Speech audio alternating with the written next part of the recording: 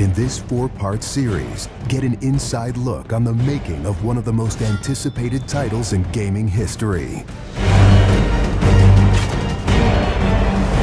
This is Inside Assassin's Creed 3.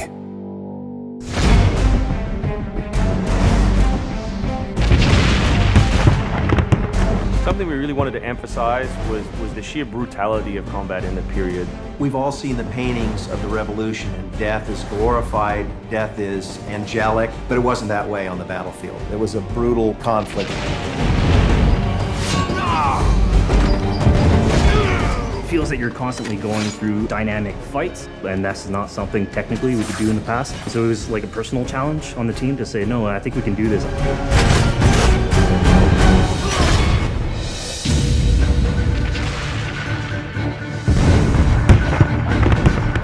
These armies are filled with different types of weapons. So, you have everything from muskets, you have grenadiers, you have guys with boarding axes. Being shot by a musket would be an awfully painful way to go. The caliber size of the ball was at least 3 or 4 times as large as anything that any modern military is using today.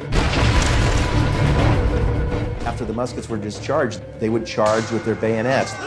What basically is a giant spear, and he has every intention of running that through you. They would shoot and then they would march, and that hand-to-hand combat was really brutal. And whether it's people using a bayonet affixed on the end of a musket, a small hatchet, this is a kind of killing that is very mano a mano.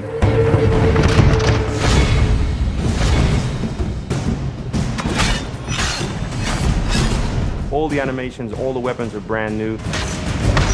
It was interesting to start on a new style of fighting that is much more close and aggressive.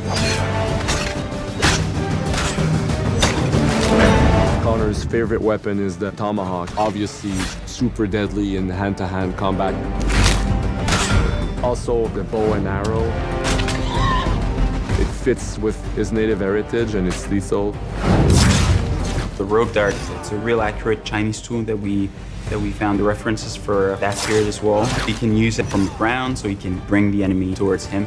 It gives him the ability, for example, on a tree, to hang someone from above.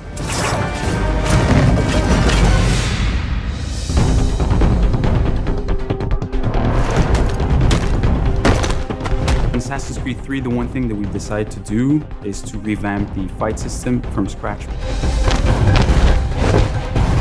We wanted the skill in the combat in the game to be about transitioning from character to character by choosing the right moves, by performing them correctly. It allows you to basically mow your way through large numbers of people if you're good enough without stopping.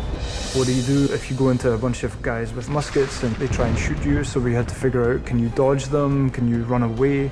And we've added all these options, but our big one is the meat shield, where you can grab a guy and he gets shot instead. Our mocap guys are stuntmen. We spend a long time with them rehearsing and figuring out exactly what would be the greatest choreography. We had to go through, like multiple people.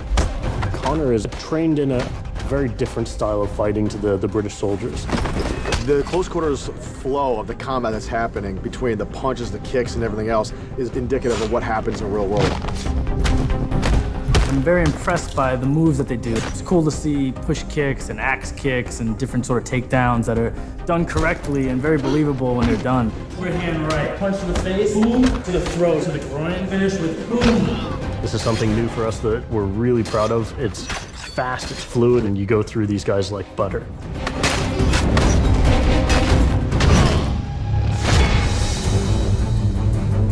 Connor is essentially the first guerrilla fighter. He's someone whose goal is always to move behind enemy lines, to pick off his target, and to escape.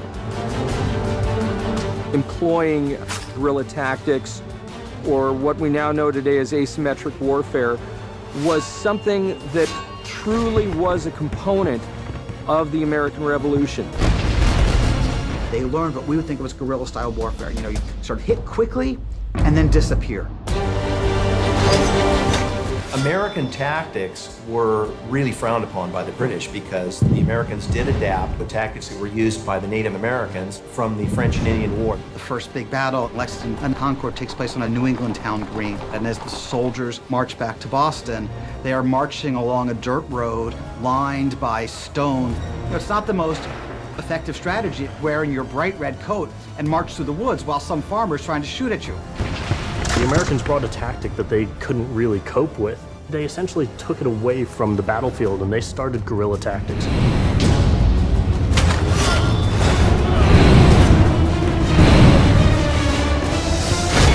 Next time on Inside Assassin's Creed 3, the hero behind the war.